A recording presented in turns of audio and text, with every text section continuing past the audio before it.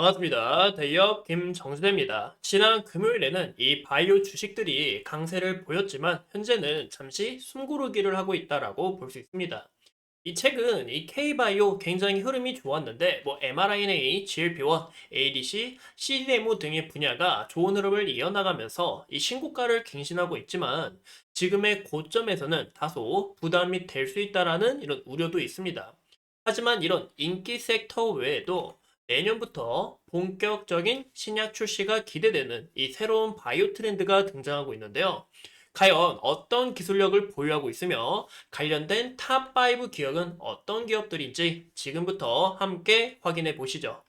아까 보여드렸던 이 인기 섹터 외에도 우리가 주목해야 되는 이 칼트티에 대해서 좀 이야기를 드리고 싶은데요. 우선 이 칼트티가 뭔지 좀 자세하게 좀 설명을 드리겠습니다. 이 환자의 면역세포를 이용한 이 면역세포 치료제로서 이 정상적인 T세포가 암세포의 특이적인 부분을 능동적으로 찾아내면서 좀 파괴해주는 이런 역할을 하는데요. 즉, 새로운 유전자를 사입해서 이제 키메라처럼 재설계를 합니다. 이제 키메라라는 것은 이제 우리가 이제 로마 신화에서 보면 이제 사자가 막 독수리 날개도 갖고 있고 뭐 뱀꼬리도 갖고 있는 그런 형상이 나오잖아요. 이 키메라가 이 바이오에서 어떤 뜻이냐면 여러 가지 이 단백질을 조합해서 인공적인 수용체를 만드는데 이 키메라 자체가 이 T세포가 암과 잘 싸울 수 있도록 옆에서 도와준다라고 봐주면 좋을 것 같아요. 여기서 우리가 사진을 보면 더 쉽게 이해를 할 수 있는데요. 보시는 것처럼 암 환자에서 이제 암에 걸린 이 환자에서 T세포, 혈액을 투식하면서 이 T세포를 따로 분리합니다. 여기서 새로운 유전 정보를 주입을 통해 여기 보시는 것처럼 이 칼트티 세포를 증식하게 되는데요. 이 대량 증식을 한 다음에 보시는 것처럼 준비를 위한 이 항암 치료 이 환자에게 다시 한 번 더 이 칼트티 세포 자체가 주입이 되고 이 칼트티가 암세포를 공격하면서 이 암세포를 효과적으로 물리친다라고 봐주시면 좋을 것 같아요. 이 카르티 같은 경우 정상세포 생산을 최소화하면서 이 칼을 가진 이 T세포 자체가 효과적으로 암세포를 사멸할 수 있는데요. 이제 기존 항암제랑 좀 다른 점이 뭐냐면 이 최근에 ADC도 굉장히 인기가 많았잖아요. 또 관련 종목들이 굉장히 좀 좋은 움직임을 나타내주고 있고 바로 이 칼트티는 외부 물질이 아니라 체내에 이 면역세포를 사용한다라는 이런 특이점이 있으며 2023년 기준 임상시험이 900건에 육박했으며 현재 이 차세대 항암제인 이 ADC에 좀 묻혀 있지만 이 항암제 분야에서 좀 대세로 자리매김을 하고 있다라고 봐주면 좋을 것 같습니다. 현재 우리가 이 관련된 기업들과 이런 종목들도 우리가 확인을 해볼 수 있는데요. 우선 이 노바티스의 킴리아를 우리가 좀 하나 눈여겨봐주면 좋을 것 같아요.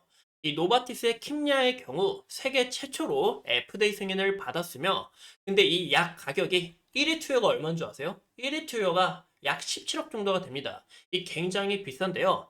그만큼 이 칼트티가 효능 자체도 뛰어나지만 약 가격도 굉장히 비싸기 때문에 그러면 이 바이오 기업들에게 이 칼트팁 파이프라인을 구축하게 된다 하면은 이 메리트 자체가 조금 더 좀 어깨가 든든해지는 그런 약이다라고 우리가 확인해 볼 수 있습니다.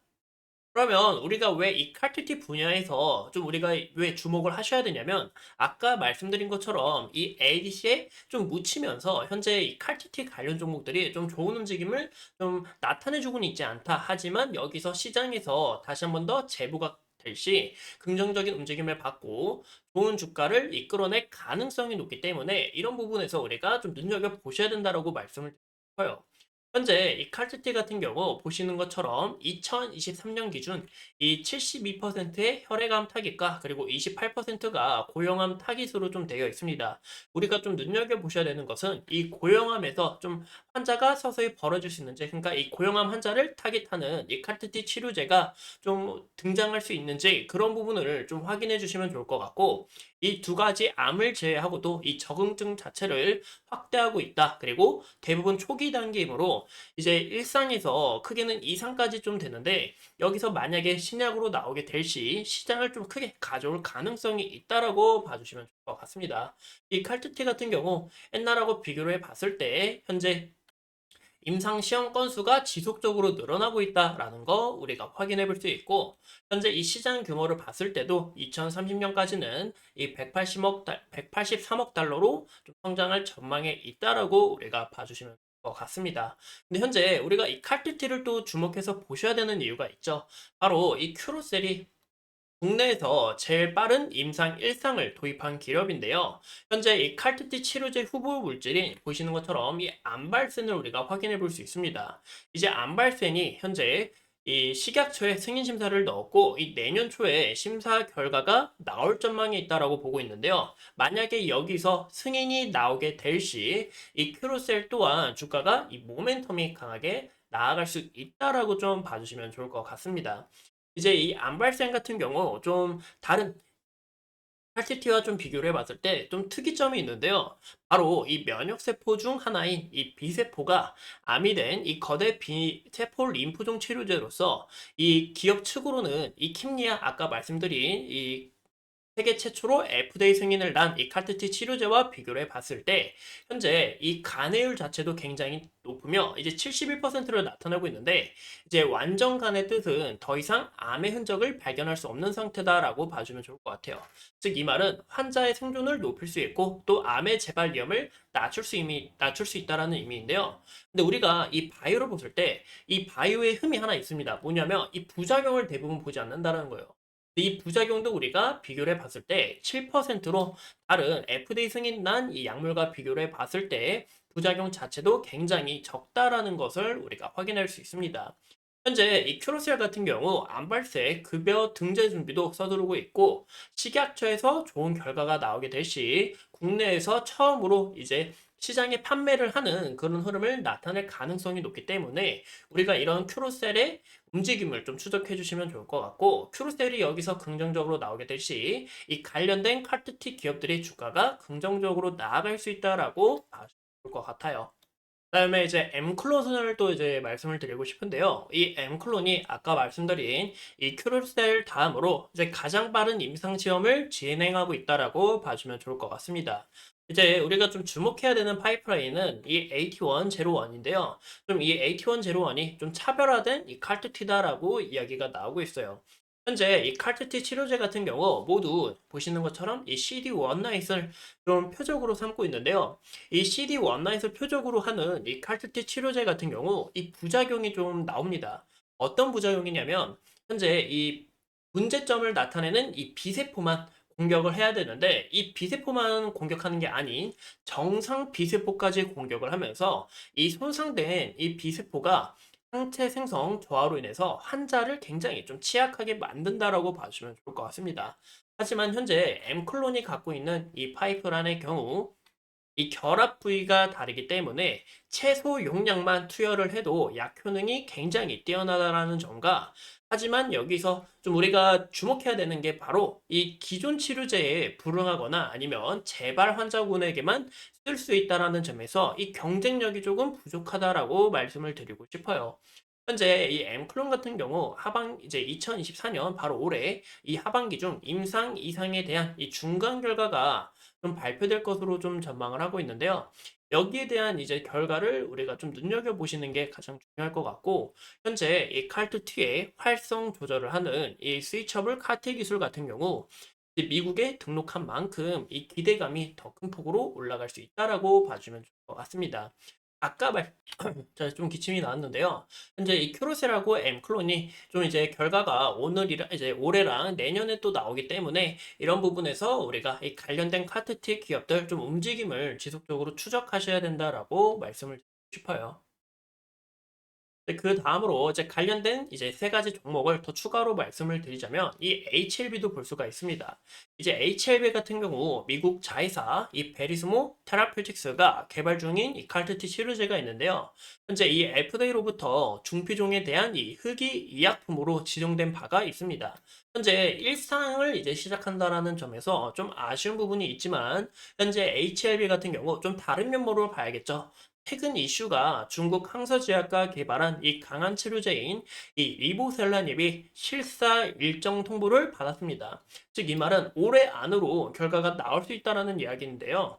만약에 허가가 완료가 될 시 후속 파이프라인에 대해서 좀 추가적인 모멘텀이 형성될 수 있는데 현재 이 HLB가 칼트티 관련해서도 좋은 이슈가 나올 수 있는지 그런 흐름들을 좀 추적하는 게 중요하다라고 말씀을 드리고 싶어요. 그 다음에 HK 이노엔을 볼 수가 있는데 이 HK 이노엔 같은 경우 오픈 이노베이션을 통해서 이 세포 치료제 파이프라인을 좀 큰 폭으로 확대하고 있다라고 봐주시면 좋을 것 같아요. 아까 말씀드린 것처럼 아까 그 칼투티 치료제가 17억 정도가 된다고 했잖아요. 근데 이제 칼투티 치료제가 이 비싼 가격도 좀 부담이고 또 이 고령한 부분에서 좀 크게 발달이 되고 있지 않습니다. 이를 극복하기 위해서는 이 고령한 칼투티 파이프라인 구축과 파이프라인 자체가 좀 관련해서 많다라는 부분에서 좀 지속적으로 모멘텀이 붙을 수 있다라는 거고 또 기존 세포 치료제인 T세포 같은 경우 MHC 항원 제시가 필요한 이 NK셀을 우리가 확인할 수 있는데요. 이 NK셀 같은 경우 아까 말씀드린 것처럼 이 항원 관련해서 좀 필요가 없습니다. 또 아까 이제 RTT 같은 경우 우리가 이제 환자의 이런 세포를 좀 취직을 하잖아요. 하지만 여기서 그게 아니라 타인의 세포로도 취득이 가능하기 때문에 이 제작 기간이나 비용을 크게 줄일 수 있으며 또 효율적인 생산을 위해서 이 생산 시설 자체를 갖췄다라고 우리가 확인해 볼 수 있죠. 이 외에도 이 K캡의 고성장과 그리고 임상 3상에 대한 이 결과 그리고 한국콜마와 공동 개발한 이 뷰티 사업 등 뭐 우리가 이제 길에서 흔하게 먹을 수 있는 이 젤리 같은 이 컨디션 있잖아요. 그런 컨디션이나 헛개수 등 이런 안정적인 매출을 또 가진 기업이다라고 볼 수가 있습니다. 그리고 이제 툴젠도 우리가 확인해 볼 수 있는데요. 이제 툴젠 관련해서는 최근에 좀 이슈가 많이 나왔는데 제가 여기에 대한 자세한 내용은 다음 시간에 좀 풀어드릴 예정이고 이 툴젠 같은 경우 이제 대부분 아시는 것처럼 이 유전자 편집 기술인 이 크리스퍼의 유전자 가해 기술을 가진 기업입니다. 이런 성능 바탕으로 이 칼트티를 임상을 진행을 하고 있는데요. 현재 이 혈액암과 고형암 모두 다 사로잡으려고 하고 있고 이 크리스퍼 기술이 아까 말씀드린 이 유전자 편집에 있어서 좀 뛰어나다 보니까 이 칼투티하고도 굉장히 좀 잘 어울린다고 해요. TGK 유전자를 제거를 하면서 이 칼투티가 고형암에 작동되도록 하는데요. 기존에 이 본인 피에서 추출한 이 T세포를 이용하게 되는데 이 비용 자체가 시간이 오래 걸립니다. 하지만 여기서 우리가 타인의 세포를 사용하게 될 시 비용 자체를 좀 어느 정도 낮출 수 있고 시간도 단축할 수 있습니다. 근데 이 크리스토퍼 이 기술을 이용을 하면 이 면역 반응, 즉 우리가 약을 맞았을 때 이 거부 반응이 발현이 되는데 이런 부분도 최소화될 수 있으며 아까 말씀드린 비용 감소와 대량 생산이 가능하다라는 부분에서 좀 우리가 좀 집중적으로 보셔야 되는 그런 기업이지 않을까라고 말씀을 드리고 싶어요. 현재 이 칼투티 관련해서 좀 기술도 특허 등록이 완료가 됐고 아까 처음에 보여드렸던 이 M클론과 공동 개발을 했는데요. 이 FDA에서 2025년에는 이 고형암에 대한 이 칼투티를 등록해줄 전망이 있기 때문에 좀 우리가 눈여겨보셔야 된다. 그리고 출전 같은 경우 세계 유일 크리스퍼 유전자 가이 사업 분야를 특허 권리를 가진 기업이다라고 볼 수가 있습니다. 하지만 이 칼퇴티에 좀 한계점이 있는데요.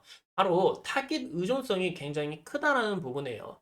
이런 부분에서 암에 있는 타깃만을 잡아야 되지만 이 가발현하기 때문에 모든 세포를 죽인다라는 단점이 있습니다. 정상세포가 죽게 되면서 이 부작용이 발생이 되는 건데요.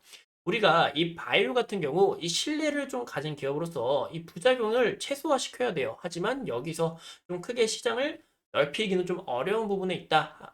라고 볼 수가 있고 이로 인해서 혈액암 쪽만 승인이 되고 아직 다른 암들은 굉장히 좀 어려운 부분이 있는데요. 그 이유가 이제 고형암하고 좀 비슷한 유방암을 좀 예시를 든다 하면은 이 유방암이 헐투티가 가발현이 되는데 이 정상세포도 헐투티를 가발현하기 때문에 이 정상세포를 너무 죽이면서 이 치명적인 부작용이 나온다라는 거죠.